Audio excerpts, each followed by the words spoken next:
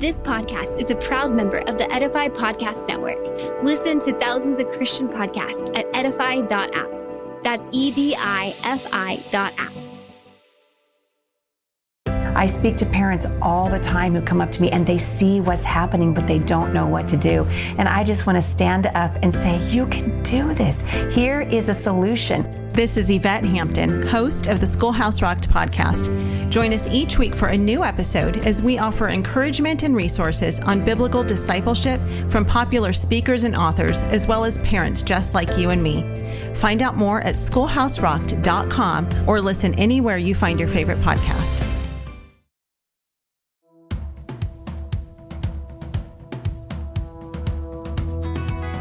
Hi, my name is Aiden Wiebers, and I'm from Castaic, California, and a student at Biola University. I love listening to Compelled because I love hearing about God's work in other people's lives. When I'm going through a season of uncertainty in my life, I'm often encouraged by listening to the stories of others. They remind me of God's faithfulness and that He is actively working in my life, even during the times when I don't see it, and the stories shared on Compelled show that so well.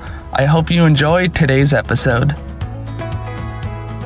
They got on the phone right away and made a bunch of demands. Philippine military, of course, surrounded the place, and there was shooting. These A-10s came in, bombing the place. I thought we would die there. I was pretty sure we were just gonna die.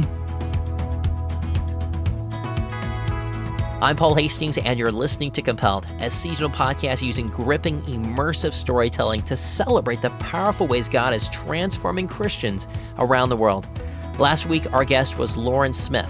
Early on, Lauren and her husband felt called to adoption and foster care, but had no idea how many children God would place in their home. And I guarantee you, their journey is unlike any other that you've heard. Again, you can hear that story by tuning into last week's episode with Lauren Smith. Today, we are officially halfway done with Season 5, and our episode today is going to be a little bit different than our usual show. We're going to air one of our exclusive behind-the-scenes episodes, which are normally reserved only for our monthly Patreon members. Normally, when I record an interview, we'll have a conversation that's around 2 hours long, which is probably way longer than what you want to listen to normally, which is why we added our regular episodes to be much shorter. And then, of course, we add narration and background music and sound effects and all the other cool things that make a Compelled episode. But that also means there's a ton of great material that we end up trimming out. Stories, insights, teaching, and more that we normally have to make the hard decision to leave out due to time constraints. But our behind-the-scenes episodes include all of that material. We still do some slight editing to remove interruptions or bathroom breaks, but for the most part, it's pretty close to the original interview. No narration, no music, just a conversation. And normally only our monthly Patreon members get to hear these special behind-the-scenes episodes, but this week we want to share a special one with you. Our guest today is Gracia Burnham, a missionary to the Philippines who was kidnapped at gunpoint by terrorists and held hostage in the jungle for ransom. She endured every hardship you could possibly imagine, including gun battles, beheadings, and starvation. Yet Gracia was continually confronted with one question: was Jesus asking her to forgive these men? We originally published Gracia's story as episode 30 of Compelled, which is much shorter, but now you can listen to our entire conversation right now. And just a reminder, if you have been blessed by listening to Compelled, would you prayerfully consider partnering with us financially and helping us continue bringing these stories to life? When you join as a monthly Patreon supporter, you'll get access to all of our behind-the-scenes episodes and early access to the next week's regular show. To get started, visit compelledpodcast.com/donate. And now, settle back and listen to our behind-the-scenes conversation with Gracia Burnham.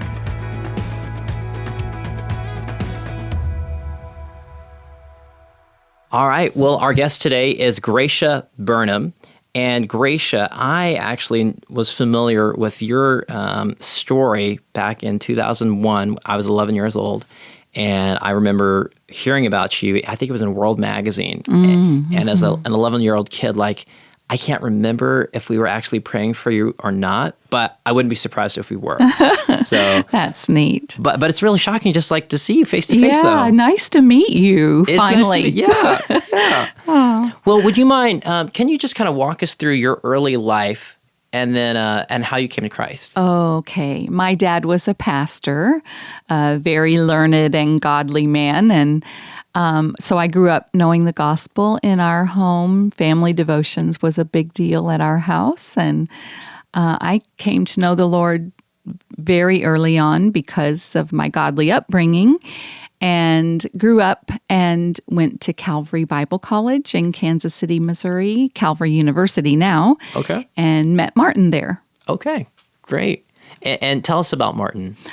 He had transferred in from New Tribes Bible Institute, just with a Bible degree, and he was getting his aviation degree there, missionary aviation at Calvary.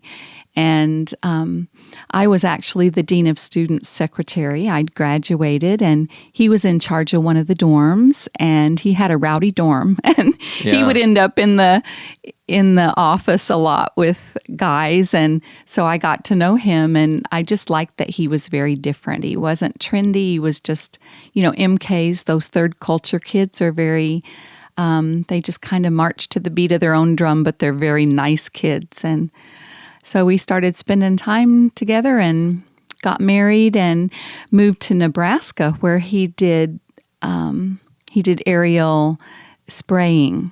Yeah. Yeah. As a pilot. Crop dusting. Yeah. So he could build hours and just get a lot of experience that he was going to need on the mission field, because he grew up in the Philippines. He was a missionary kid, and to get home on breaks and like Christmas break from boarding school, they would fly in a small missionary airplane into this tiny strip up in the mountains. So he knew what it was going to take to learn to get a Cessna down and get it stopped in the next few hundred feet.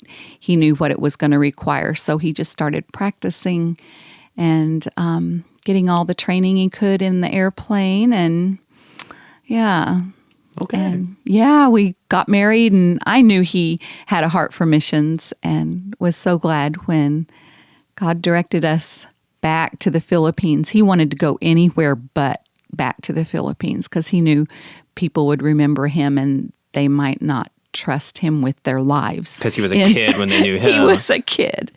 And he thought, these older missionaries aren't going to want to get in an airplane and do this dangerous flying with this kid that they saw grow up. So, but of course, that's where our leadership with New Tribes Mission Aviation wanted us to go. So, yeah, now such a good life. when you say dangerous flying, can you describe for us, why was it dangerous? Like for those of us who have not been to the Philippines or are unfamiliar with jungle flying, what's so unique? New Tribes Mission, it has changed its name, Ethnos 360 now. I don't know if you know that. And that name works better for us now.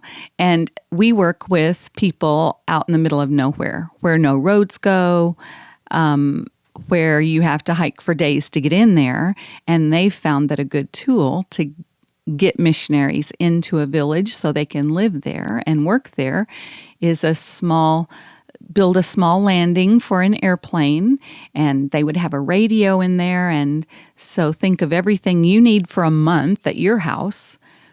They would radio out and tell us what they needed, and we would buy it and box it up and fly it into them, or their homeschool materials, or doing medical evacuations for villagers who needed an emergency surgery or something.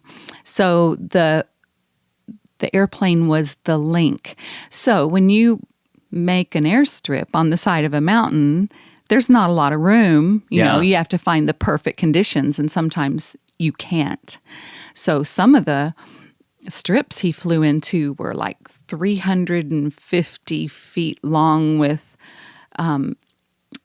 sheer drop-offs on each side. Wow. So you have to know how to get a plane down on the touchdown and usually gun it up the mountain to the turnaround, and don't overshoot the turnaround. It was very tricky flying because there are optical illusions as you're landing, and it wasn't easy flying, but of course Martin loved what he did. Pilots love to fly. And he was good at what he did too.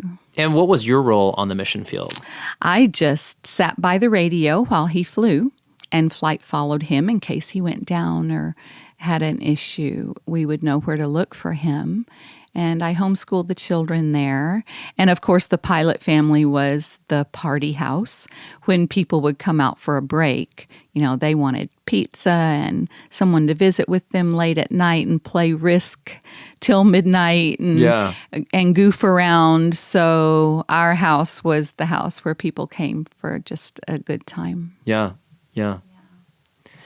Let's fast forward through time. You had been in the Philippines for many, many years. Can you just kind of walk us through what happened and the anniversary and everything? And this whole interview is edited also, by the way. So we'll patch up any hiccups or anything like that. Yeah. So we'd been in the Philippines 16 years. Our 3 children were born there, and Martin was asked by our leadership to become the chief pilot of New Tribes Mission Aviation worldwide, and he didn't want that job because that meant we would have to move back to the United States. We wanted to stay in the Philippines. So he went back for bargaining meetings, sort of is what I call them, back to Arizona to tell him we really don't want to do that. We want to stay in the Philippines. On his way back from that trip, one of our pilots on a southern island had a family emergency, and he had to go home for a funeral. His father died, and he called Martin and he said, I've got lots of flying to do, lots of translators and checkers and visitors who need to go into these tribal areas down here on our island. Would you come do my flying for me? And Martin said, of course I'll do that. And he called me and said, I can't come home. I've got to go fly for Jerry. So I cleared my schedule and left our children with our coworkers, our neighbors. And I went down to Palawan to help him. I knew he would need help. He would need somebody to cook and take care of the visitors that were coming through. And we told the kids we'll be home in 1 week. And while we were down there, Martin had jet lag, of course, from his trip across the ocean. And he knew that he needed some naps before he started to fly to be safe. And we called our coworkers and said, where's a good place to go just to rest so Martin's ready to fly? And they said, Dos Palmas. You'll get lots of rest there. It was sort of an island resort that people went out and did the touristy thing, and we'd never done anything like that down there. We always just ran down and did our work and came back. So we booked into Dos Palmas, and it was your anniversary also, right? It was our anniversary, and that's how we justified the cost to go out there, because it was about $120, which was way too much for us. And we thought, our anniversary's coming around. We'll treat ourselves for our anniversary instead of getting a little room in town or something. And how long have y'all been married at this point? 17 years, I think. I think that's right. So we went out to Dos Palmas, and we weren't even going to be there 24 hours, just a quick overnight and him getting some rest before we took the launch, the boat back to the mainland. And that night, before dawn the next morning, there was pounding on the door and bang, bang, bang. And Martin headed for the door. And even before he got there, these 3 guys with M16s broke the door in. And one of them took Martin right out. One of them came over to the bed and he lowered his weapon at me and yelled, "Go, go, go." And I said, no, I'm not dressed properly. Grabbed what we'd worn to the beach the night before, cut off shorts, a t-shirt, and they took me out too. And they were emptying all of the cottages that were built on stilts out over the ocean. It wasn't just us. They took like 20 of us and just kind of herded us down to this waiting speedboat. And as we pulled away from the dock, they raised their weapons in the air and yelled, "Allah Akbar, Allah Akbar." And that's when we knew who had us. Everybody in the Philippines knows who the Abu Sayyaf are. They're militant Muslims who've declared jihad in that area of the world. But their jihad has sort of degenerated into a kidnap for ransom group. And we knew we were in big trouble. And for the next year, we were in big trouble. Wow. Wow. Yeah. What if we go step backwards, like the moment that you heard the pounding on the door, like what was going through your mind? Well, what I thought was, a guard is drunk again. Because we'd been to resorts before. All over the Philippines are these little places where you can go spend the night by the beach. And your meal is whatever the fishermen catch that day. And it's very simple. And, we'd been to those places before. Yeah. And people get drunk. And sometimes it's the guards because people are there partying, right? Yeah. And you don't know what kind of resort you chose, or you don't know who your neighbors are. Yeah. So I thought, one of our neighbors, had too much to drink. And, but it just kept up, the beating, bang, bang, bang, bang, bang, bang. And there'd been some talk the night before about we needed to shift to another room. And I thought, the person who thought they had this room, they're here this early in the morning. What happened? I don't know. But certainly not that terrorists were out there. Yeah. That someone was going to come in with an M16 and hold it to our heads. And as soon as they entered in with the gun, did you immediately know, these are terrorists? Or well, no, I knew we were in trouble. Yelling, go, go, go. And that's the only English they knew. Go, go, go. Oh, move. They said that. Go, go, go, move. So we moved. Oh boy, we left everything behind. I grabbed some flip-flops on the way out the door. I was so proud of myself that I had the presence of mind to grab flip-flops for us. Yeah. Yeah, what we had was the clothes on our backs, nothing else. Wow. How many other people were kidnapped? There were about 20 of us. 20 of y'all. Yeah, mostly Filipinos who were on vacation. There were the wealthy Filipinos. There were the not so wealthy who had really sacrificed to be there. There were 3 Americans, me and Martin and Guillermo, a Peruvian-born American. And I'm sad to say they beheaded him about a week into our captivity, just to kind of prove that they really were serious about this whole hostage thing. Wow. Yeah. Wow. So when they kidnapped y'all, their purpose was for ransom money. It was ransom money. But they told Martin and I, we'll deal with you last. You'll be political prisoners. We'll make demands of the government through the negotiators, and they'll make concessions, and then you can go home. So they treated us differently. And if I knew what I know now about them, I would have said, oh, no. You give us the turn on the phone as well to call our loved ones so we can get a ransom going, because that's what everyone else was doing, right? Everyone else was calling their loved ones and telling them how much money they needed to come up with, and even the numbers of the bank accounts to put the money into. Everybody just started in, but Martin and I, we just sat back because they said, we'll deal with you last. And yeah, they sure did. Yeah. And, hindsight's 20/20. Yeah. So walk us forward through, I know you had a very long journey in the jungle for over a year. Mm-hmm. Can you just walk us through some of those first days as it was really hitting you, like, we've been kidnapped? Well, the first days was on a boat, a fishing vessel. They took us away in a speedboat, but there really wasn't room to cope on that speedboat. So all day long, they took us out over the ocean, and of course, we didn't know where we were going. And on towards dusk, they commandeered a fishing vessel. So there would be more room for us. So on the fishing vessel was, 10 fishermen more Abu Sayyaf.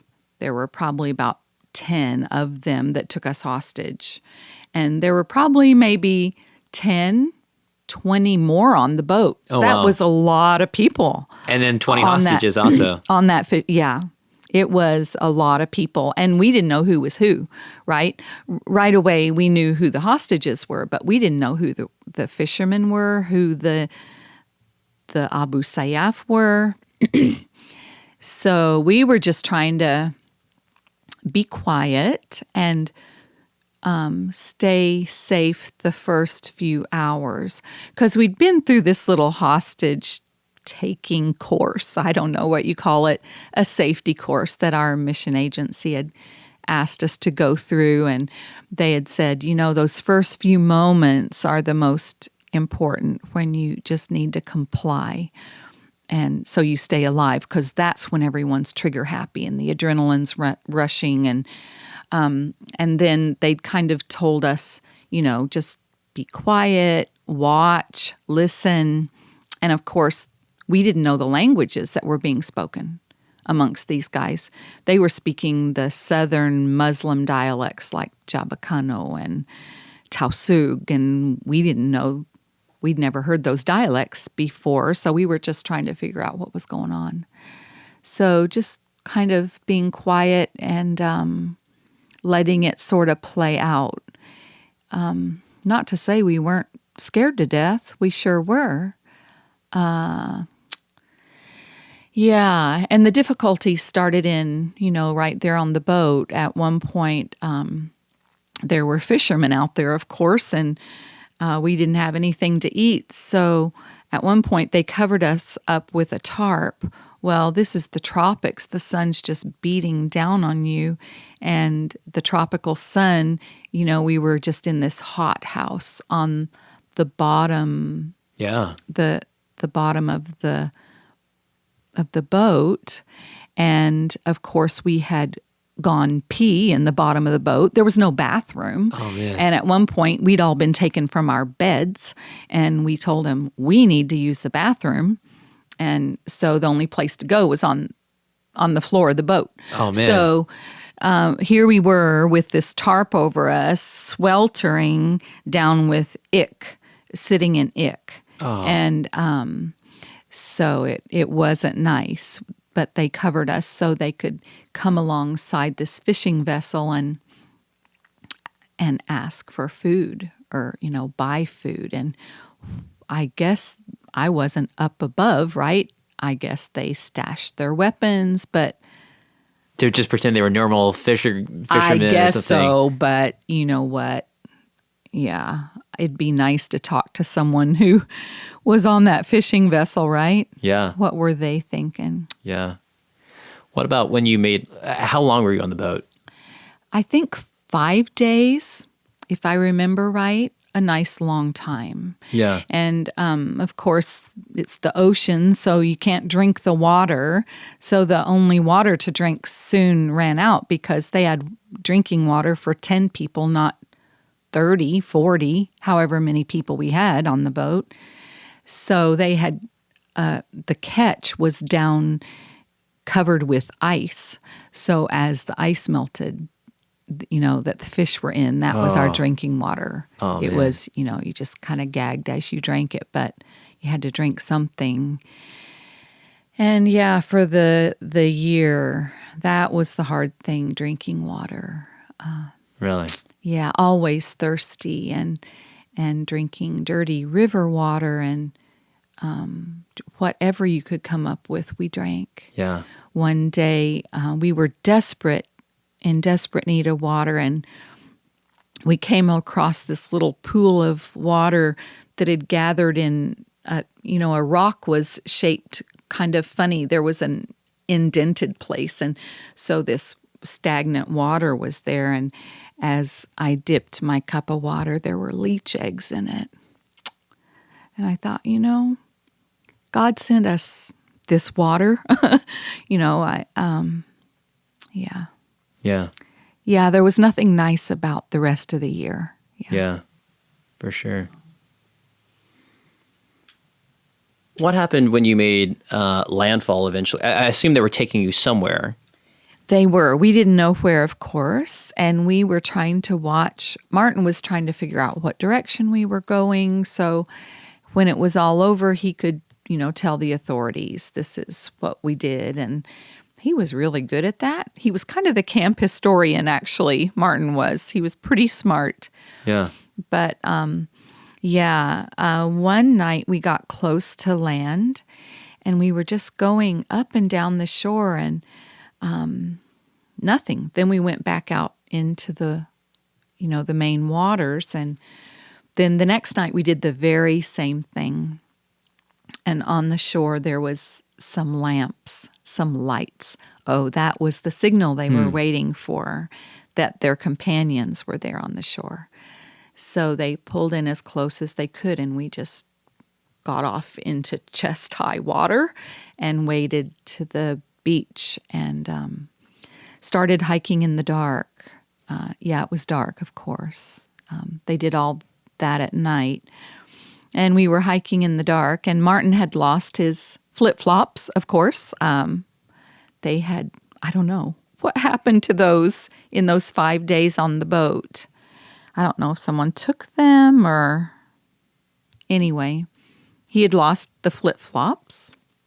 So he was hiking barefoot. I soon learned that hiking at night in flip-flops is not a good idea because you're going uphill and downhill and you're wet and you're dripping into your flip-flops and they won't stay on your feet anyway. Yeah. So I ended up holding them and walking barefoot as well. I think everyone ended up walking barefoot except, of course, the Abu Sayyaf. They had boots on. Yeah. And then when you got onto land, did you think, oh, this will be better than Yes, the we time were of the boat? so excited when we got to land. Because land meant, the cell phones would work and they could talk to the government negotiators and they would make concessions and we could all go home.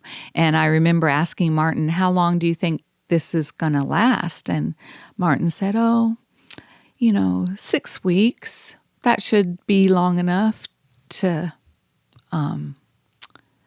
figure all this out, right? 6 weeks. So in my mind, I added a few weeks. Okay, 10 weeks. We're going to be in here.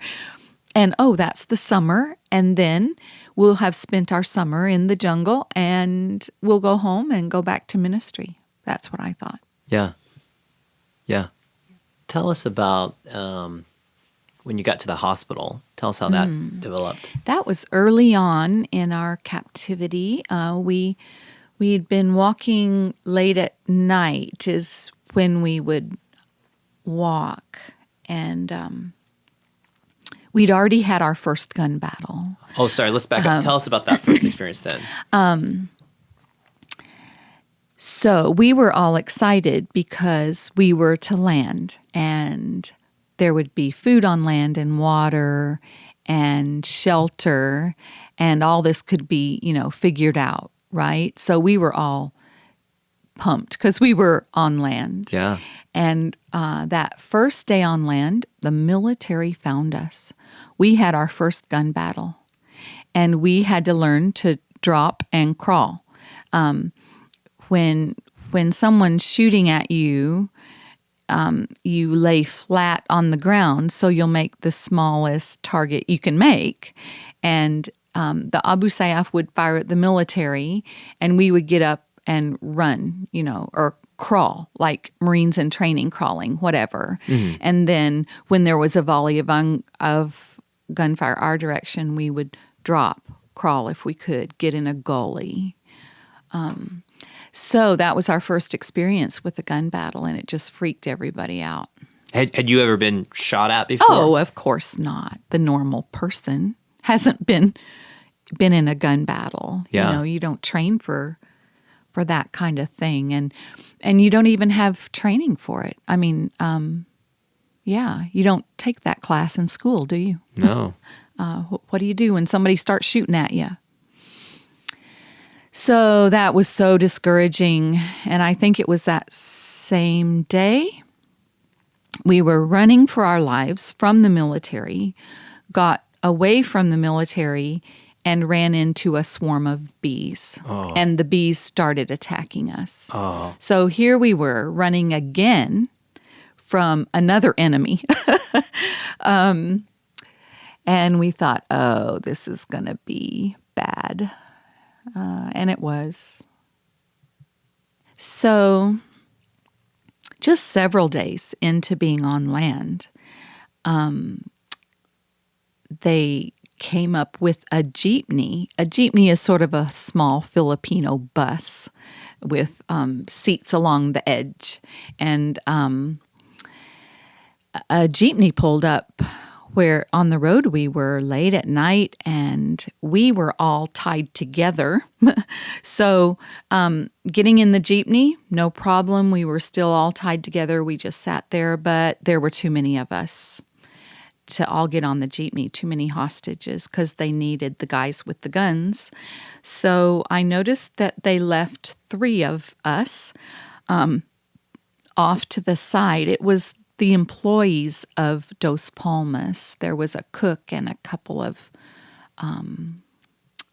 you don't call them bodyguards. Security guards? Security guards that they'd taken. They separated them off to the side.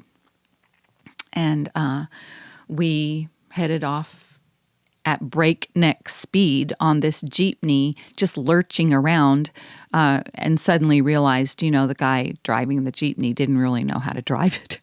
Yeah. And I asked Martin, do you think you ought to volunteer to drive this thing? Obviously he doesn't know how a clutch works or hasn't figured it out well. Well, they figured that out too and changed drivers. And we were just headed who knows where. And we suddenly pulled up in the courtyard of a hospital and went well, they said, go, go, go, move, right? Some of the English words they knew. Well, we were tied together, and somehow we didn't go out like we came in, right? In an orderly fashion, because they were yelling, go, go, go, move, pointing their weapons at us. And we got all tangled up because we were tied together and ended up, falling on each other, and we were being dragged. And I think they realized they shouldn't have tied us up together, because we took a long time getting into that crazy hospital. And when we went in, there was just chaos. It was chaos in there.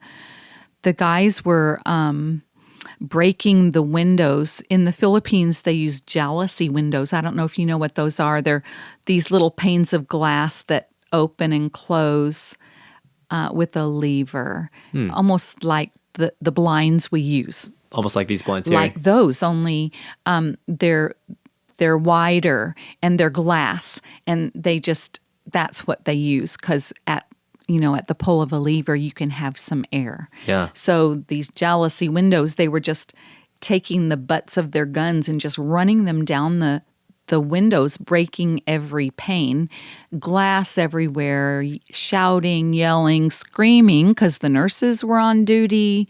They were going into, imagine just having surgery in a hospital, and all of a sudden into your room burst these men with M16s. Yeah. So screaming, panic, and they put us in a hallway, and we were in the hospital for about a day.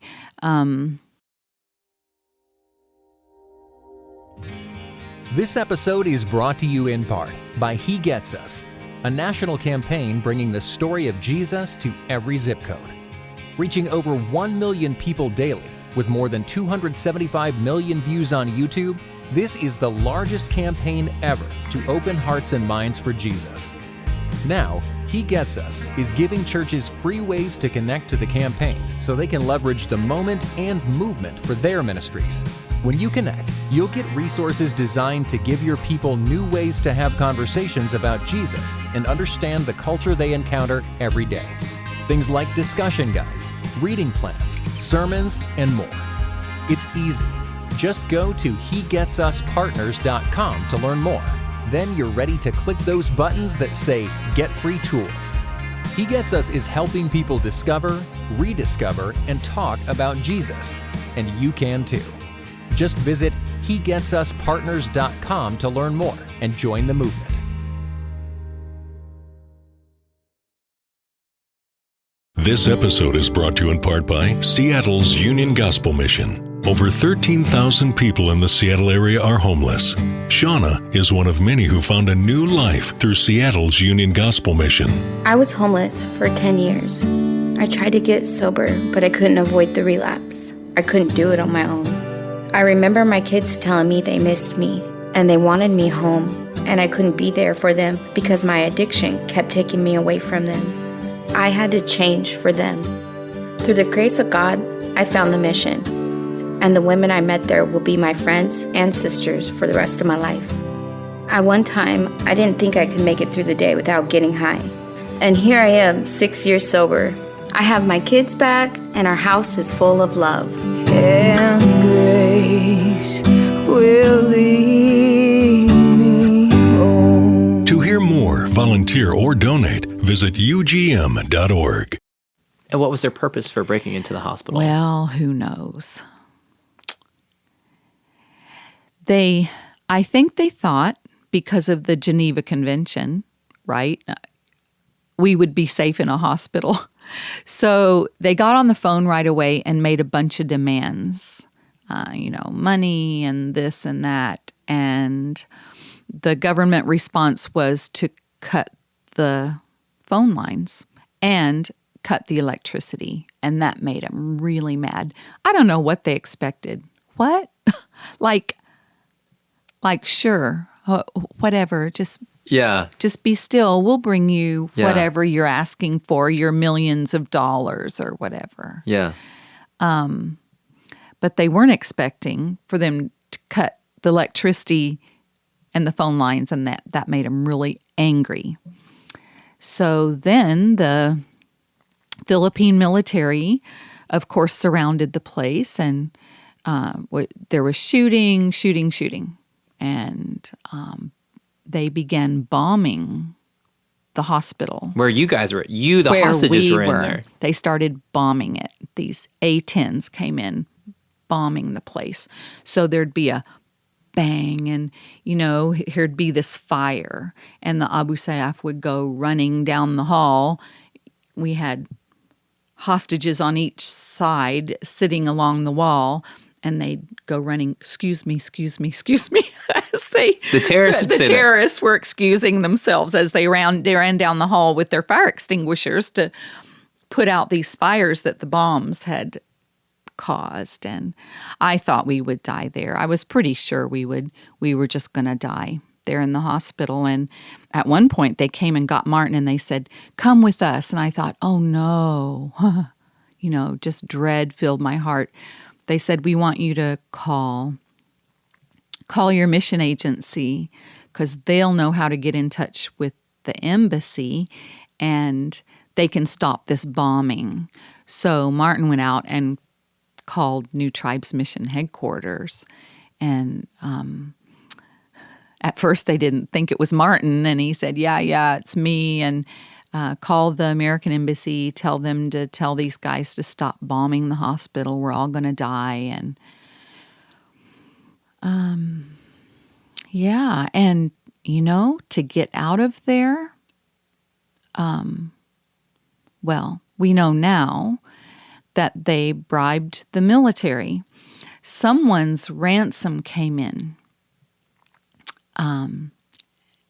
And I wasn't out there, but what I heard was some of the Abu Sayyaf sort of dressed up like military and got a jeepney on the outside, because there's Abu Sayyaf all over the Philippines. It wasn't, they're not confined to this group, and they all had cell phones. So another group of Abu Sayyaf came in dressed like soldiers, came to the checkpoint and just waved and said, we're soldiers, we're headed to the fight. But someone's ransom had come in, so they brought in one of the wealthy guys' ransoms, and someone slipped that out the front door to the military and asked them to pull back. Wow. And, this wasn't the first time this had happened. This happens all the time in the Philippines. It's business as usual. So they knew the game, right? So the military took the ransom, pulled back, and we escaped out the back door. And I remember thinking it was really weird because as we were leaving the back door, gunfire started in. And one of the guys commented to the other in English, because that's all I speak, right? He said, "They're not supposed to be back here." One of the terrorists said that. One of the terrorists said that. They're not supposed to be back here. He said, okay, let's just go. And so there were wounded in that gun battle. And I learned later it was the Kafgol. It's kind of a group of men that the Philippine military have deputized to keep peace, if you know what I mean. Sort of like a mafia kind of thing? Not but I wouldn't use the word mafia. I would use who are the weekend warriors here in the States. The you go for a weekend and they call them up if there's a disaster or something. Like the National Guard? Thank you. Okay, Sorry. not mafia. Okay, not mafia, definitely. It would be more a National Guard, but they're not soldiers. They're just civilians who've signed up for this. We're going to keep our area safe. So they issue them guns and they kind of keep their ear to the ground for peace and order issues. So no, they're good guys, right? But they were the ones, I guess they didn't know the plan, right? They didn't know they were supposed to pull back. They didn't know they'd been bribed. They just thought, oh, here's our opportunity to... Yeah, let's rescue these people. Yeah. What happened to the three guys that had been left behind when you guys got in that jeepney? We heard later that the three guys who wouldn't fit on the jeepney had been beheaded. They're just in the ditch. And one of them, they botched the beheading, or he survived it. And he's still alive today. They found him the next morning, still living in the ditch with his head severed, not totally off, but... Oh, my goodness. And he's still alive today. Yeah, Wow. I found him on Facebook a while ago. Wow. Yeah, his day of grace isn't over, is it? It's like God's given him a day of grace. Yeah. Let's take a moment and tell me, where did you think God was at this point? Like, all this chaos is going on. This is definitely not the anniversary trip that you were planning on. What did you think God was doing? Well, at first, we were sure that God knew where we were. There on the boat, the fishing vessel was kind of like this ecumenical service, right? Because as the sun was setting, the Abu Sayyaf started their bowing down, praying towards Mecca. The Catholics started in on their rosary. The Protestants said, Martin, would you lead us in prayer? And Martin's prayer was so sweet. God, you know where we are. This hasn't taken you by surprise. Give us peace in our hearts. Give us grace to endure. Be with our families who are going to go through this trial, just so calm and cool. And that's how he always was anyway. And everybody realized that Martin knew how to pray, and he became the chaplain and would pray. And so at the beginning, we knew God has this. That first night on the fishing vessel, I had just been to Faith Academy's graduation the day before in Manila, where Martin had attended, but he wasn't there because he was still on that flight from the United States. And the choir had sung, "Be strong, be strong, be strong in the Lord, and be of good courage, for I am your God. Be strong, be strong, be strong in the Lord, and rejoice, for the victory is yours. So I, was singing that to Martin, and So at first, when you're first going through a trial, maybe your faith is really strong, but reality set in when people started getting ransomed out because they were rich. And then the atrocities started, right? At first they told us, would we ever steal from you? Of course not. The Quran forbids that. And we all relaxed. Oh, these are honorable men. Would we ever touch your women? Of course not. The Quran forbids it. So we thought, oh, all the women are safe. These are honorable men. But what we saw happen was you can't keep the law. Even if you make up the law yourself, you can't keep the law. And the longer we went, of course they stole from us. Of course they touched the women. All of a sudden, the men had these women in their power, and they decided to make them their booty of war because the Quran says you can do that. So all of a sudden, of course, the head guy decided he wanted this girl, and then one of his under leaders decided he wanted this girl, and then soon it was just, whoever you wanted, she became your booty of war. Were you in danger of that? I thought I was in danger of that, and we really prayed against that, and they liked Martin right away. Within the first few hours, Martin started building friendships with them. When we were on the speedboat at the beginning, they throttled back because we were getting bounced and, airborne and just being bounced around, and we were exhausted just from being out on the ocean with the waves, and they throttled back to get us a little bit of a break from that. And Martin started helping the guys with the watches that they'd stolen from Dos Palmas. From you guys? Yeah, like their booty. They were staring at these watches and they didn't know how they worked. And Martin said, I'll help you with that. And he said, oh, look, this one has 2 time zones. You can put it to Manila time and Mecca time, he said.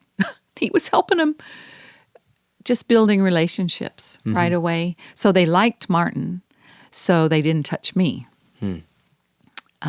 And I was married. The married girls, though, whose husbands weren't there, became booty of war as well. Wow. They called it sabayaing. The girls just had to live with them, sleep in their hammocks, and yeah. Wow. While we're talking about the Abu Sayyaf, could you just describe what were these guys like? Like I've read a little bit in your book, but I just want to hear your own description of them. If I were to describe them, I think I would almost use the term the Lost Boys, like Peter Pan. Not little children, but teenage, early 20s guys who, for one reason or another, life hadn't gone the way they wanted it to, or, everybody had a story of why they were there. And so they weren't jihadists really bent on jihad, except for a few of the leaders. So you had the leaders who were bent on jihad and running this whole show, and you had these guys who, for whatever reason, one guy wanted to get married. He'd fallen in love with a girl in a neighboring Muslim village, and the dowry was 20,000 pesos, I think they said, $1,000 or so. Well, how's this young kid whose dad is a poor fisherman going to come up with $1,000? It's impossible. So he joined the Abu Sayyaf in hopes that a ransom payment would be made and he could go get married to his sweetheart when he got his share of the ransom. Several of the kids, I counted the children that were my children's age one day, and there were 13 of them. That were age 9 through 14. That were Abu Sayyaf. That were Abu Sayyaf members. Some of them carried weapons. So one of the kids, he just didn't want to go to school anymore, and so he ran off and joined the Abu Sayyaf. You know, these were kids who should be coming home to warm cookies and milk after school, right? Kids. So it was hard to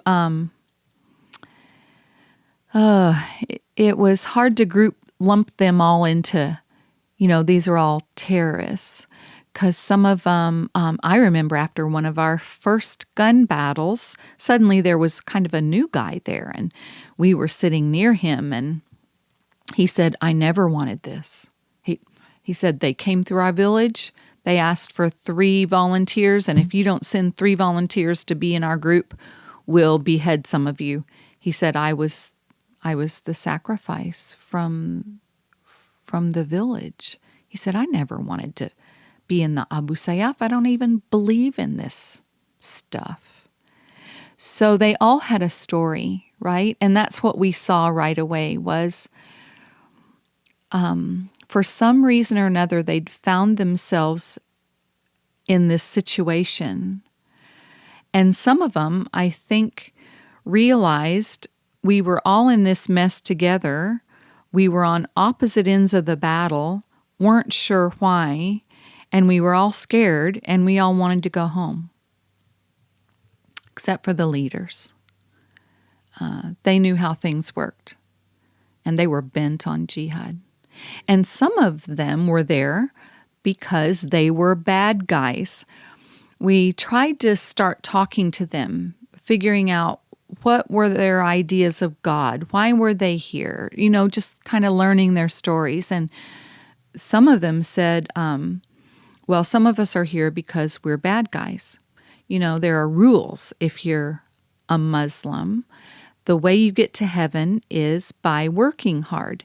You pray 5 times a day. You wear the right clothes. You eat the right foods. You give alms to the poor. You make a trip to Mecca.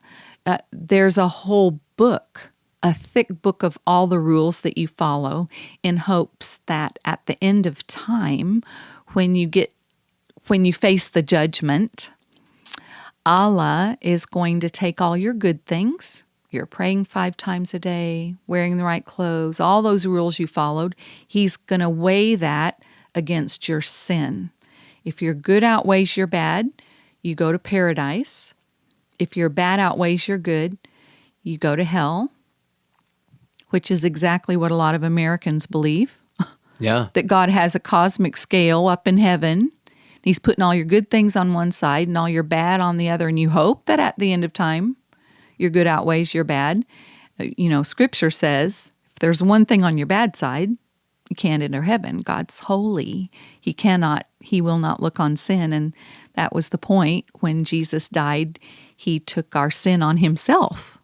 But he didn't just take all our sin. He traded us his righteousness for it. And now we're totally forgiven because of what Jesus did.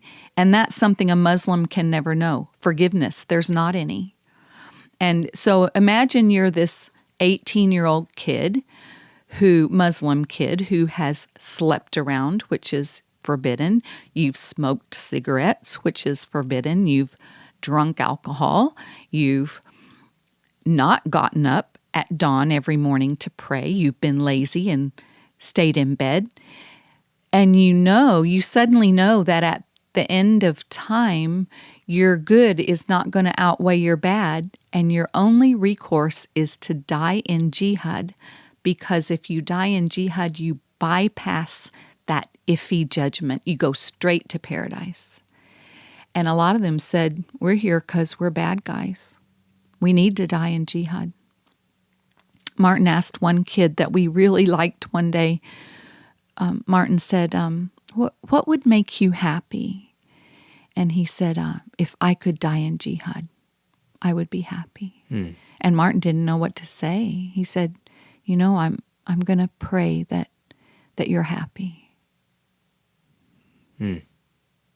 Of course, thinking, happiness comes when you know the Lord. Yeah. Doesn't come from dying in jihad. Dying in jihad. That's going to lead to eternity separated from God. And years later, when, of course, when I was rescued and the FBI was debriefing me, and the CIA and the State Department and the Justice Department, and all these people were just debriefing me, and meetings like we're having, all day long. And they showed me pictures of some of the guys who died the same day Martin did. And I just kind of burst into tears.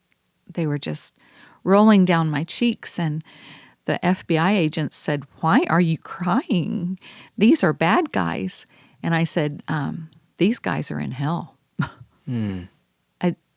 Their day of grace is over. There's no hope for them." And the seriousness of the situation,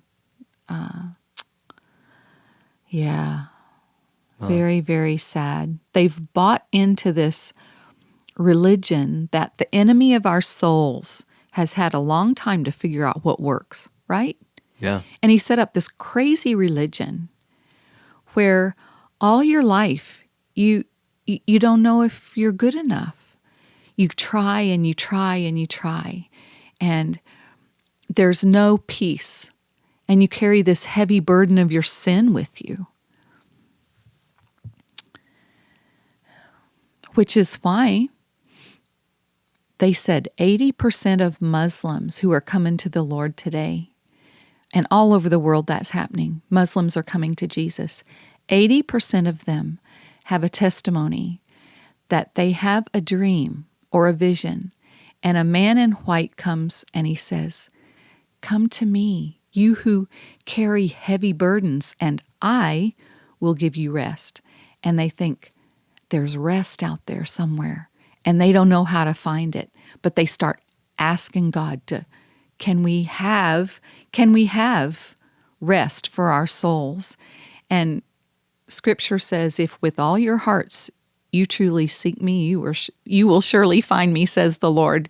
And someone has the courage in those Muslim nations to share the gospel with them or give them a Bible, and the Holy Spirit starts working in their hearts and in their lives when they read what's true and when they hear truth, and they come to the Lord, and they're suddenly so happy to know freedom, and they become really good Christians.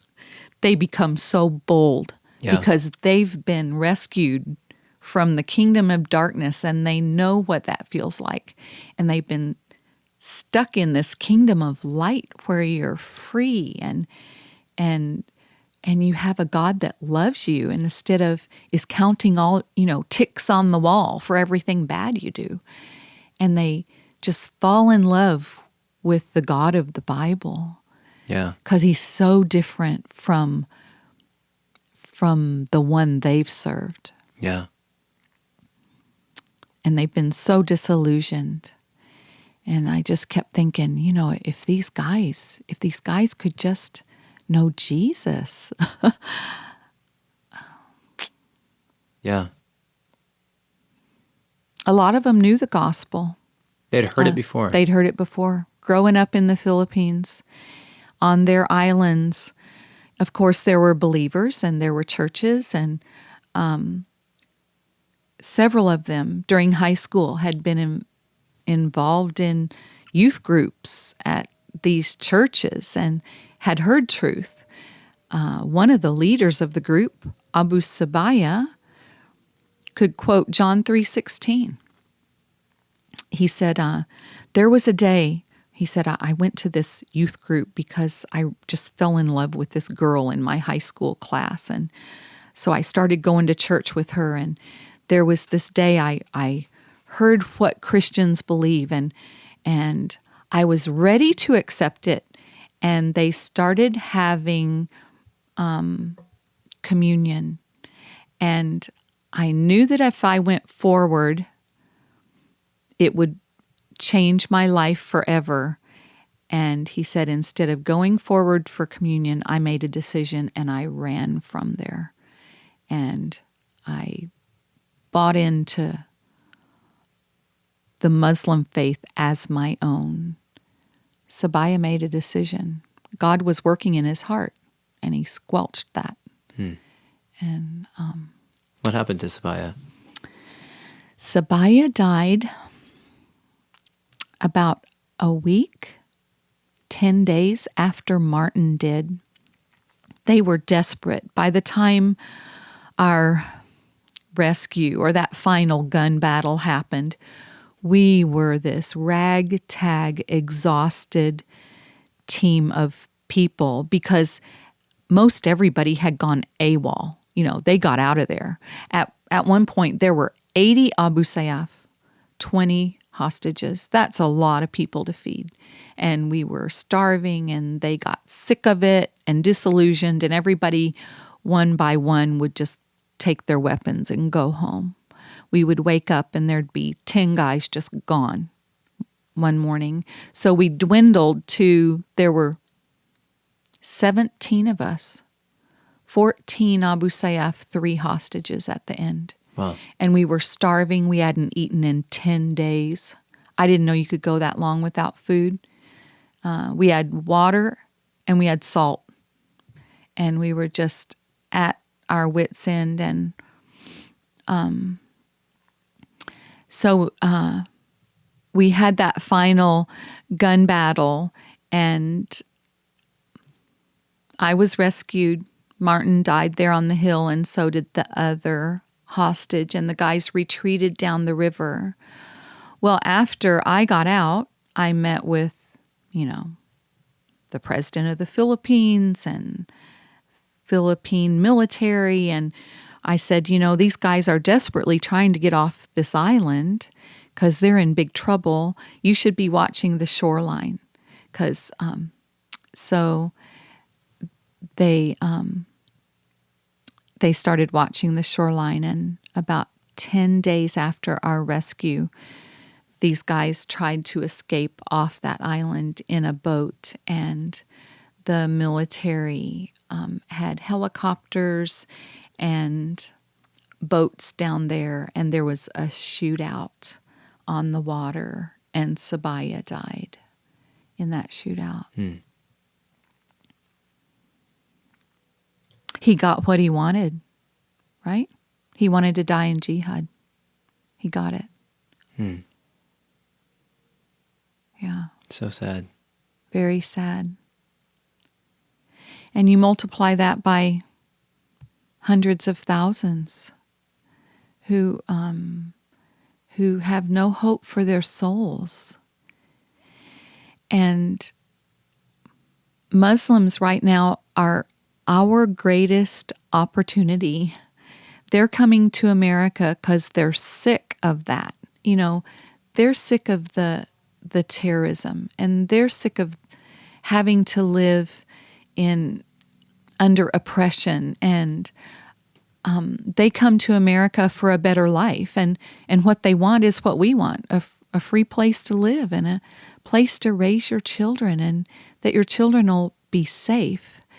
And they're here, and we have the opportunity to share the gospel with them because they expect us to. Everybody talks about what they believe, but when I see a Muslim, that's kind of the last thing on my mind, right?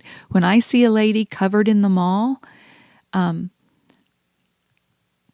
the last thing I think of doing is going up to her and saying, have you ever heard that Jesus loves you and can take your sin burden away? Would you like to know about that? Plant some seeds. And so God's bringing the world here. And maybe we should take opportunity to let some people hear the gospel that otherwise would never hear it. Yeah. I think you bring up a great point, because I think it can be so easy to dehumanize people, and even like when we think of terrorists, right? We have in our mind like, oh, everyone is this bearded guy who hates everyone. He's going to behead every Christian he sees, and in reality, like, they're just humans, right? And some of these are young guys, young kids, teenagers, and some of them are what I just described, but some of them are not. That's right. And you don't know a person's story till you sit down and talk with them. And how many Muslims have I had it at my house? None. Because it takes courage to invite someone over to your house and make yourself vulnerable, right? Because you don't know what side of the fence that person's on. So, yeah, it's probably time to take some opportunities since God's bringing them here. And people sometimes hear me tell my story and they say, oh, what you have is,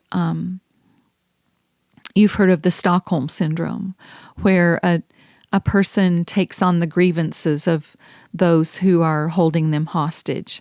And that's a true phenomenon. We watched it happen. It happened with us.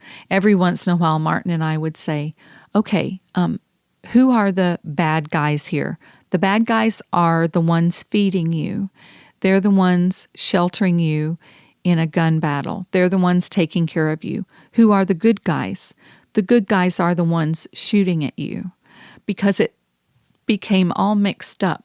Yeah. And, I watched some of the young girls who are being held hostage start liking the Abu Sayyaf, because, they're teenagers, right? And here's this cute teenager that's carrying a gun, and, this macho teenager. And one girl, I told her, you know what? You be careful. These are the bad guys. And she said, oh, they've never done anything bad to me. I said, are you kidding me? Your parents right now are probably selling their home in Manila to get enough money to send it to these guys so you can go free. Not done anything to you? So that Stockholm Syndrome is alive. It truly is a thing. But I think when you ask God to change you, because what I saw happen to me was I saw myself. When I realized this wasn't going to be done in 6 weeks, the real me surfaced. I started hating those guys. I started being filled with envy at them when they had food and they didn't share it with us. All these horrible things just raised to the surface. It was shocking. Yeah. And I asked God to change me. And I think there's a difference between the Stockholm Syndrome and when God changes a heart and gives you love for your enemies and gives you forgiveness and teaches you to trust Him because you're sure He's doing a good work. And I think God changed me in the jungle. Because you can love your enemy for a minute or a while, a day even maybe. And then you go through a village and they chop some guy's head off. What, forgive them? No, they're dirty rats. And they do it again, right? Your enemy does again to you what they did before, and all those feelings resurface. So you can forgive for a while in your own strength, but it doesn't last. But when God changes a heart, He changes a heart. Yeah. And I love that about Him. Old things are passed away. All things are made new. Only God can do that. Let's touch base on that. Can you tell us about the particular moment or event that led to you having that turning point, asking God to change your heart? Well, there were lots of turning points because I was sort of this roller coaster of emotion. One moment, God, you've got this. You know exactly what's going on. You know exactly what you're doing here, and I'm trusting you. And 2 minutes later, God, do you even know where we are? Have you forgotten us? But no one knows where we are. We're going to die here in the jungle, and nobody's even going to know what happened. And it was this roller coaster of a ride for me. So, but a moment that I think back on was about week 10, because Martin had said, I think we'll be here about 6 weeks, and I'd given God about 4 more. And week 10 came and went, and no rescue, no negotiation was working. And I started thinking, you know what? God doesn't love me. Why does Scripture say, if you will ask anything in my name, I will do it? Why is that even in the Bible? Because I was asking and he wasn't doing it. And questioning God's love and God's word just kind of threw me into this pit of depression and anxiety and questioning, and it really got bad. And one day I went to the river to just sulk, and Martin came and sat by me, and he said, Gracia, I'm just so sorry to see you giving up your faith like this. I said, oh, I'm not giving up my faith. I still believe God made us. I believe he's almighty. I believe he purchased salvation for us. I just think God doesn't love me, because if he did, I wouldn't be in this mess. And Martin said, oh, Gracia, I think either you believe it all or you don't believe it at all. He said, you've got to decide what you believe. Is God's word true? Is he good? And so we started going over all the verses about love, because that's what I was dealing with, right? I have loved you with an everlasting love. With loving kindness I've drawn you. For God so loved the world that he gave his only begotten Son. Started just quoting verses about God's love, and I thought, you know what? Maybe it's not working for me. Like we all have this wonderful plan for our life, right? And we think God's supposed to come through and make it happen. And I thought, you know what? I need to just believe that God's word is true.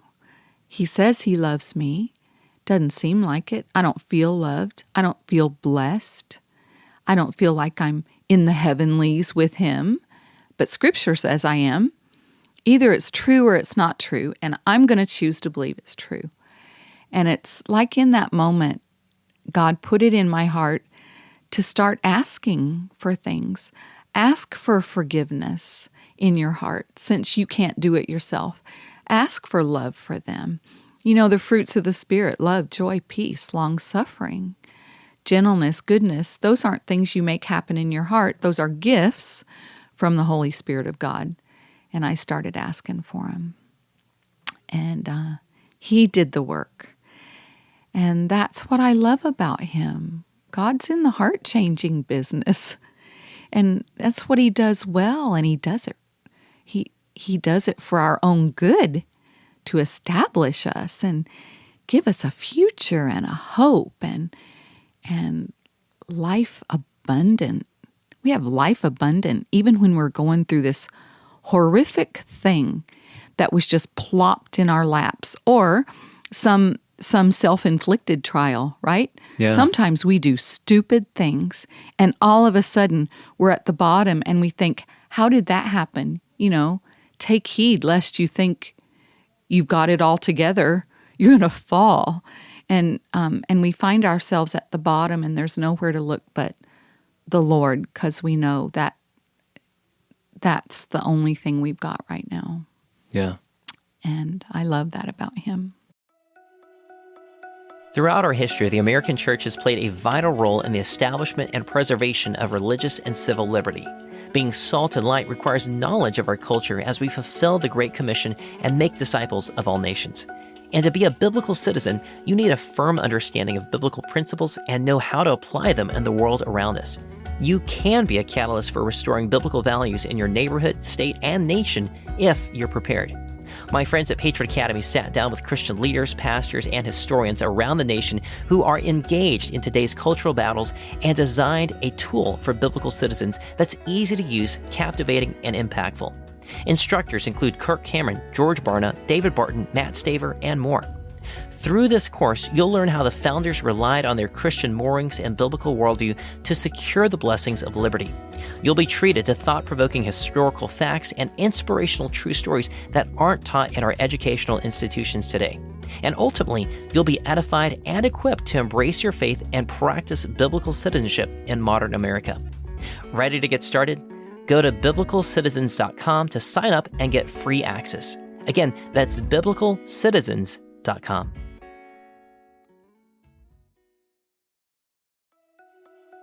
As you already know, I love stories, especially those that highlight how powerful our God is. And that's why I want to tell you about another podcast I listened to called This Christian Life. It's another Christian storytelling podcast, much like Compelled. Every month, they take a Christian testimony and add sound effects, music, and narration to transform that testimony into a dramatic story. In fact, they just released their newest story called A Series of Fortunate Events. It involves a lake, a doctor visiting from India, and a beer drinking competition gone wrong. They may seem like random events, but God had a plan to use these moments to show a self-proclaimed enemy of God that God wasn't his enemy, but actually his loving Father. Another episode I really enjoyed was Trafficking to Triumph, the true story of a sports reporter who must fight for her life to escape from being trafficked. But even if she does escape, who will save her from the fear that haunts her every moment after? You can listen to all of these stories and new ones that are added every month by searching for This Christian Life on your favorite podcast app. Again, that's This Christian Life wherever you listen to podcasts. So it just went on and on and on, and we ended up at the year mark. And who would have ever thought that this nightmare would continue for over a year? And we were just very, very low. And one day, Martin saw this little kind of transistor radio being passed around amongst the guys. And he got up the courage to ask Abu Sabaya if we could listen to the radio for a while, borrow the radio. And they let us have it. So we were searching around looking for anything English speaking, Voice of America, who gives the news all over the world, just something to hear some news. And we came across KNLS. It's a radio station out of Alaska, Christian radio. And we tuned in just as a pastor from Nashville was reading the verses about how Christ sits at the right hand of God making intercession for us. And he said, if you could hear Jesus in the next room praying for you right now, you would not be afraid of any enemy. And then he went on to pray for people who were in war-torn areas and who are being oppressed by enemies. And Martin and I looked at each other with big eyes. That's us. He's praying for us. And then the program was over and it went back to music, and they came and got the radio. And it's like the first outside input we'd had, spiritual input, in a whole year. And it was like God just let us hear the right thing at the right time to encourage our hearts that you can come boldly to the throne of God with your requests. And Christ sits right up there praying for us, because sometimes we pray wrong, or sometimes we don't know how to pray. We're in a situation we can't even get the words out, but that doesn't matter because Jesus knows how to pray. And He's making intercession for us. And we can come boldly to the throne of God. And it was so good. God just gave us that little shot in the arm to keep going. And it was just a few days later when all this just came to a head. That final gun battle, our 17th gun battle, is the one that Martin died in and that led to my rescue. Yeah. Before we go to that gun battle, I think there was another story that you had about Easter, a ransom. There was. Yeah. Mind sharing that? Yeah, right about Easter time, someone paid a ransom for us. And you can imagine the excitement when some of the money came into camp, because this was it. It's what we'd all been waiting for, and we could all go home, and everybody was talking and packing up, and the Abu Sayyaf leaders had a big meeting, and they called me and Martin over, and we sat on the ground with them, and they said, someone's paid a ransom for you, but we've decided it's not enough, and we're going to ask for more. You know, bad guys are bad guys, and they don't follow the rules. And by that time, the group had split. Some of the guys had gone back into the city because they were sick of this whole thing. Then there was this small group of us still out in the jungle. Well, the FBI had delivered the ransom money. The CIA knew where we were, but those two entities don't like each other, and they didn't talk to each other. So they delivered the ransom to the guys who didn't have us out in town. Goodness. And they just sent a little penance, a little bit to the guys who had us, and that made them really mad. So they were going to ask for another ransom that would come straight to them. And so even the ransom, what we'd been begging God for, even the ransom didn't work. And we were so discouraged and laid down that night on some rice sacks, sacks that hold rice. They're kind of woven little sacks. Those were our beds often. And we would just lay our heads on them to keep them off the dirt. And we lay down on our rice sacks that night, and Martin kind of nudged me just as I was drifting off to sleep. And he said, I'm so glad, Gracia, that when Jesus paid a ransom for us, it was enough. Jesus' payment for us on the cross was sufficient. It satisfied God. There's nothing charged against us anymore. Jesus paid it all, and it's enough. And Martin just did that over and over. I would be in the depths, right? And he would point me again to the Lord. He just did it over and over. I didn't know what sort of man I was married to. I knew he was a neat Christian, but never understood his Christ-likeness till we were just in this awful situation. And he did that so often, pointing me to the Lord. And he left me with parting words, I guess, a charge at the end. We hadn't eaten in 10 days, walking through the jungle, just so discouraged, and ragtag team of people. And we'd heard that another ransom had been paid for us and was waiting at this elusive village that we couldn't find. We were just wandering around, lost. We couldn't find the village. Well, what we didn't know was there was no second ransom and there was no village. That's why we couldn't find it. But they had said that to give us value, to keep us alive. And so this day, we heard the military behind us. We'd been resting and had crossed a road the day before after it had rained heavily. The tropics dumps rain. And we'd crossed this road, and the next day the military had seen our footprints and started following us. And we realized we were being followed, and we found food that day, unripe nunca fruit, jackfruit growing. And we just gorged ourselves with it and kept going, and I was so discouraged. And I told Martin, I don't know how much longer I can do this. I said that all the time. And he said, oh, Gracia, I think we're going to get out of here. I just don't know when.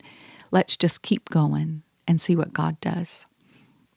And then it clouded up to rain, and there were certain unwritten rules between the Abu Sayyaf and the military.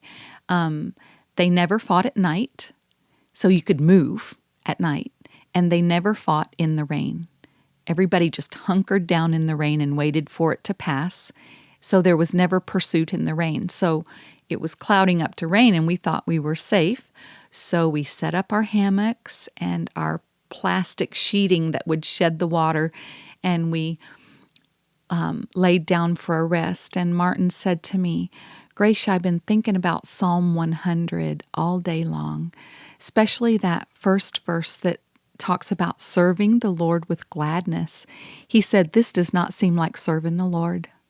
We've been walking through this jungle for over a year, but let's by faith accept that that's what we're doing here, that we're serving the Lord here, and let's do it with gladness.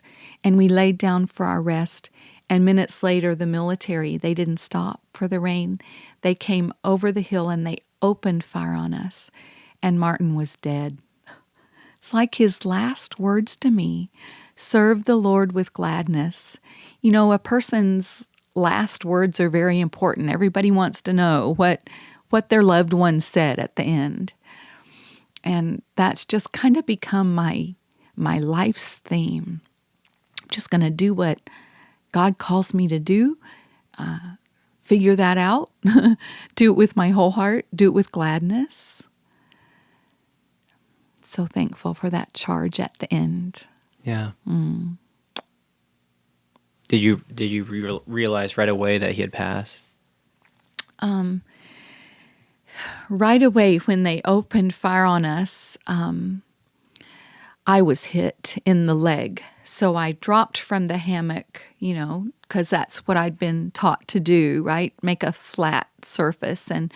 But it was so slick and steep. We were on the edge of a mountain, and I slid down the hill and came to rest beside Martin, and I looked at him, and he was bleeding from his chest. And I knew from experience, leg wounds might heal. Chest wounds don't. And he lay there just almost snoring, breathing really heavily. And then his body got heavy. Have you heard that term, the weight of death? Mm-hmm. I think that's what I was feeling, but I didn't really know. I just felt him get heavy. But I wasn't sure he was dead. And then I don't know how long that gun battle lasted, 10, 15 minutes. And then the Abu Sayyaf retreated down the river, and the military came down the hill to rescue us. And I started moving my hands around so they would know I was alive. I didn't want them to shoot me. And they started dragging me up the hill. And as they dragged me away from Martin, I looked back, and he was white. And that's when I knew he was dead. Mm. And they got me to the top of the hill and called a helicopter. And the helicopter came in. And even at the top of the hill, there were some funny things that happened. This young man, a soldier, came up to me, and, I'd been wounded, and he said, ma'am, I am the medic, and you are my first patient. And I thought, oh, great, right. I have this young kid. I'm his first patient. So he kind of wrapped up my leg, and then he looked at me, and he said, is there anything else? And I said, do you have a Tylenol? So he started asking around, asked all his friends, do you have mefenamic acid, they call it? Do you have a mefenamic? And somebody came up with a Tylenol and gave it to me, which I probably shouldn't have taken because, hindsight, I was going to be operated on soon, right? Cleanse your blood. And they don't want you to have anything in your stomach in case you aspirate. But, who was thinking about that, right? It was just hurting, so I asked for a Tylenol. And then they called the helicopter, and even then when they said, "Ma'am, a helicopter is coming for you," and I said, "No way." I said, the ridges aren't clear. The ridges are clouded in. He's going to have I was used to calling weather for Martin. I know when to call an airplane and when not to call an airplane. And I was looking at the ridges and they were clouded in with rain. And I said, "Enough people have died today. Don't have that helicopter coming." He just looked at me like I was from Mars. And he said, "Ma'am, for you, the helicopter will come." And it did. And they flew me out. And some of the guys, the military, that'd been wounded in the battle. And we left Martin laying in the rain. I thought, this isn't how it's supposed to be. But by then I had things settled with the Lord. I was a different person. My kids will tell you, a different person went into the jungle than came out. They'll say, our mom was always on to us. She wanted us to be perfect. And if we weren't perfect, she would yell at us. I wanted the perfect family, and we were the homeschool family, and wanted everything to be perfect at our house. And I was so black and white and so rigid and so mean to my children. Let's be honest. And I came out and I wasn't mean anymore because I had seen myself. I saw myself for what I was. I saw my sin. And I realized God's grace. And I didn't care anymore if the kids went to school with a messy bedroom. I wanted them to go to school with a clean heart. I wanted them to know that their mom loved them. The bedroom has nothing to do with whether your heart's clean or not. One day, Zach, my youngest, was down in the basement with a bunch of his friends. And I came down the steps just in time to hear Zachary say, "The best thing that ever happened to me was my mom getting taken hostage." And I said, "Zachary." And he looked over at me and he said, "Mom." He said, "You know what I mean."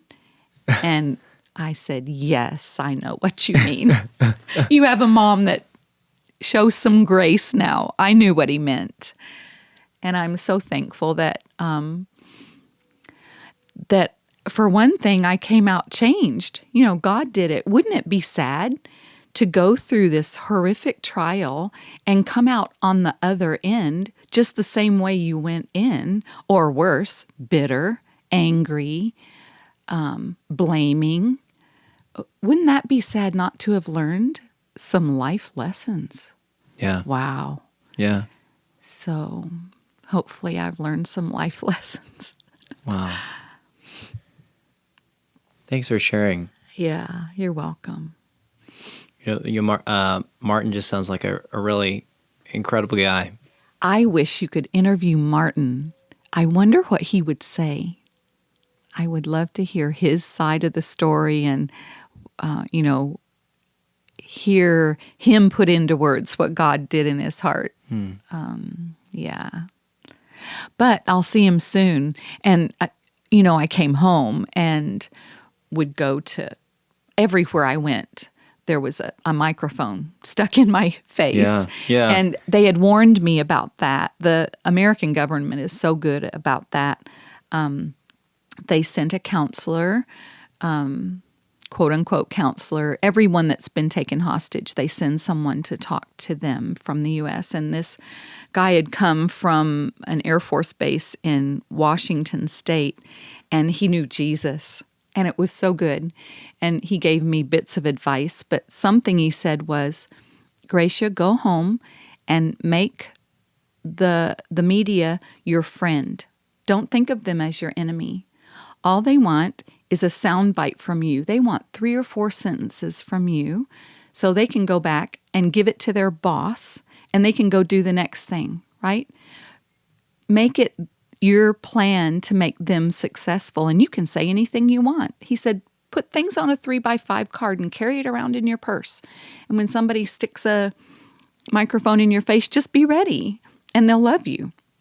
And so I went to this thing in downtown Wichita, and a girl was interviewing me and said the very same thing. Martin sounds like such a nice man. And I said, yeah, and I'm going to see him really soon.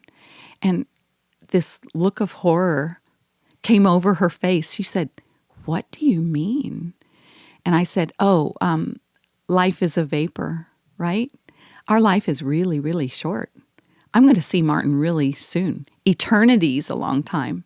Life's really short. And what you decide here on earth determines your eternity. And she said, oh, yeah. Just a little thing to get people to think. If you can just point people to the Lord, even if you don't do a good job of it, you don't have to do a good job of it. Years later or moments later, you can think, I should have said to that person, da-da-da-da-da. God bless you. He has good things for you today. Look for it. A simple, you don't have to preach the gospel every moment. It can just be the way you are. And I've had such good opportunities to lift up the Lord, because that's the point of this story, right? Mm-hmm. God's glory is the point of this story. People love stories of endurance and overcoming, but the point is God's great, and God has a plan, and God can do anything, and He makes us strong as we follow His plan and trust in Him. That's the point. And He gets the glory at the end. So hopefully that's what's happening. Amen. That's what I'm hoping. We're talking about the seeds that have been planted. Can you bring us up to speed? So let me take a step back. So you've written a couple books. Mm-hmm. The first one was called In the Presence of My Enemies. Yeah. And that you wrote that shortly after? Yes. Tyndale, one of Martin's best friends from Faith Academy, Doug Walton, he and his wife had been supporting Martin and I all our years in the Philippines. And he's one of the vice presidents at Tyndale House Publishers. So that was a no-brainer, right? So they wanted the book right away. Yeah. So we wrote the book, and it became a New York Times bestseller. I think the fact that 9/11 happened while we were in the jungle, I think that really propelled our story to the top. Yeah. And everybody knew about it because these guys were Al-Qaeda trained. And they're fighting for jihad and the spotlight. All that was in people's minds. Yeah. So, it's the story of our captivity and what God did. And then you've written a second book. Tell us about that one. Well, Tyndale asked for another book, and I said, I said it all. And they said, wouldn't it be sad to miss what did God do in your heart? How did God change you through that hard time? So To Fly Again is more of a devotional. When you go into a tailspin in life, seeing God's goodness in it and how He changes you when you go through hard times. Yeah. So a lot of people have said they have loved that book because we all go through hard times. Yeah. And often people will just pour out their hearts to me because they know I've been through a hard time and they want to tell me about their hard time.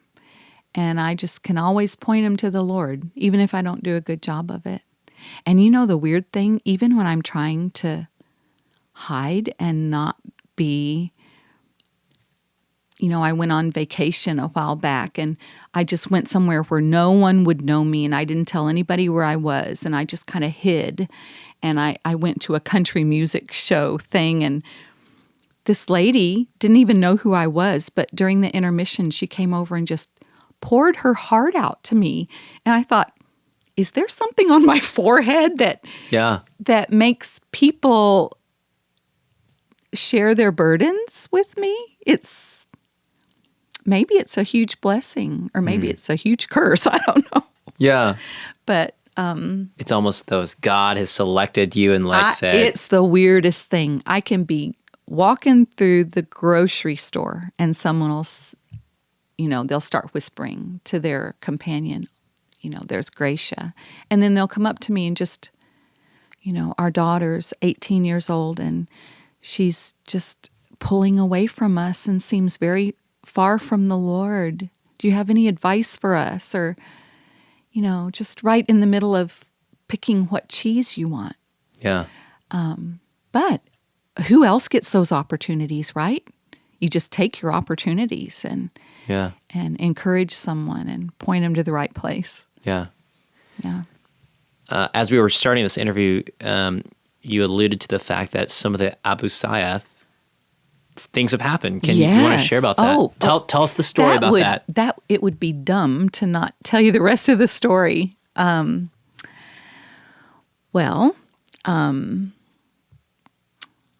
a long story, but I started a foundation because when I got home from the jungle, people started giving me money, more money than I'd ever seen. And I didn't know what to do with it. I didn't think it was for me. And someone wise said, if you start a foundation, get your pot out there. And when people give you money, it goes in the pot and you can give it wherever you want. And so we did that. And one of the first things our foundation did was we printed a comic book series, 13 comic books on the lives of the prophets, those men that Muslims believe to be prophets, Adam, Abraham, Moses, Elijah, David, on through Jesus. This comic book, beautiful in the Tausug language. Tausug was what many of the Abu Sayyaf spoke. Well, some of the first people to get a hold of it was a couple that does prison ministry in Manila. And they took those comic books into the prison and gave them away, and the guys loved them. But they said, what's happening here is these guys found out Gracia Burnham printed these. Some of them are coming to us saying, we're former Abu Sayyaf. We're the ones who held Martin and Gracia captive. I said, well, ask them their names. Here came the names. Guys we knew. We'd walked with them, starved with them, lived with them. We know them. And so I thought, this is from God. And we started getting together and figuring out ways to bless those guys, projects we could do in the prison, and ways to share the gospel in there. And so far, 4 former Abu Sayyaf have come to know Jesus in the prison.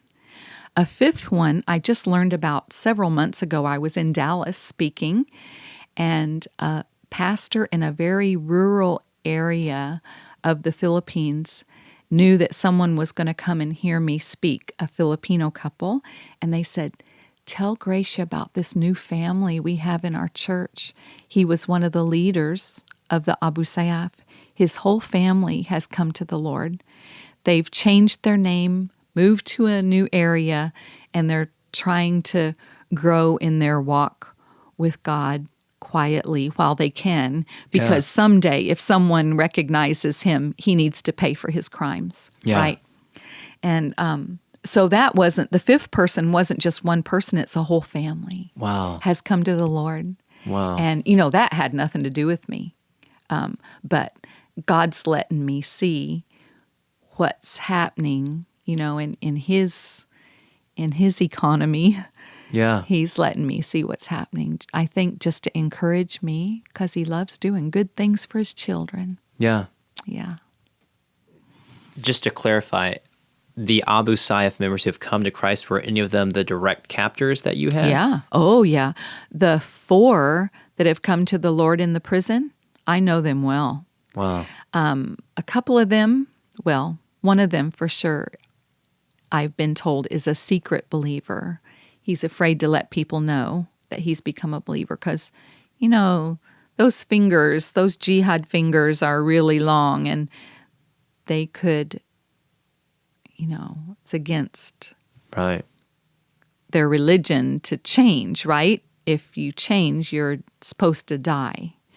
So he's afraid for his family as well. But I've been able to even find some of these guys' children and send them to school. And Wow. it's a good story of God doing a work. It's all him. Yeah. He is our refuge. He is our strength. He's the lifter of our heads. And he's the one that gets the glory. Yeah. Amen. Yeah. Amen. I think we've covered everything. We've covered a lot. What time do you have? I have about 11:45. 11:45. So surely you have enough for a show. I have so much. This is great. Yeah. I'm going to turn around and we're going to make 3 shows out of this. No, but you really have just an incredible story to share. I think it's really profound. It's this weird thing that happened to us that we never would have chosen. And people always come up and say, knowing now what you know, would you choose to go through that again? And I think, no way. No, I want to grow old with my husband. Martin was a good pilot and he was doing a good job, and we could be having a fruitful ministry somewhere in the world. So I'm glad that we don't get to choose, because we choose wrong. I'm glad that God has the plan in mind. And I realized long ago that God didn't sit wringing his hands like we did for a year. And every time something would go wrong, they would tell us, Friday, you're going to be released. And we would believe it. And Friday would come and go, and we wouldn't get released. And, here was this roller coaster. Friday. And they'd say, next Friday, it's going to happen. And I would get all geared up for next Friday, and it wouldn't happen. But God wasn't reacting to things that went awry in our story. God orchestrates things.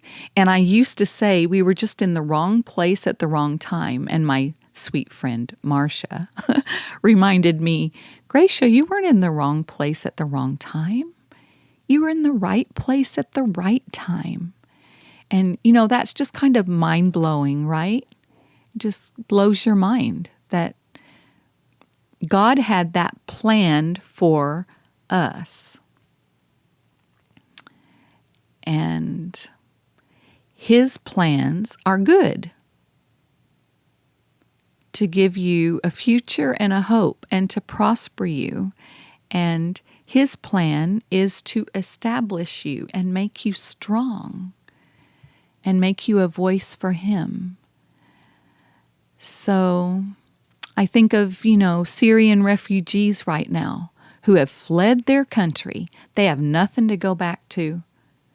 And they're living in horrific circumstances, but they're sharing their faith, and they're bold, and they're praying with their enemy. They're in these camps where there are Christians and Muslims, and to share your faith may be the end of you. And God's using them in the midst of their icky mess, and God's doing something in the midst of it. All over the world, he's doing that. Yeah. Yeah. Yeah. Well, thank you. You're welcome. Thank you for You're sharing. Very welcome.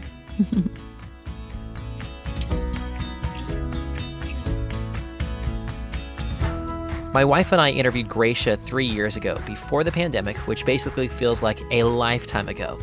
But we still think back to that conversation. To endure hardship is one thing, but to forgive your enemy is another. Yet what Gracia will tell you is the only reason she's been able to forgive those who took so much away is because of a God who gave all he could give. And if he was willing to forgive us for eternity, how much more should we be willing to forgive those who sin against us? To learn more about Gracia and her ministry, visit her website at graciaburnham.org. Or you can visit our show notes where we'll link to her books and website. You can find all of that at compelledpodcast.com.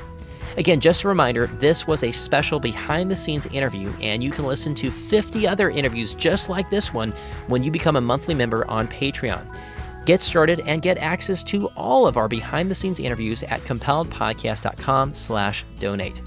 Stay tuned for a sneak peek from next week's episode with Andy and Jamie Stewart, a young Christian couple expecting their first child when they received the crushing news that their baby was not going to survive. How could they trust a God who would let this happen? I'm your host, Paul Hastings, and you've been listening to Compelled. We'll be back with another compelling story next Tuesday.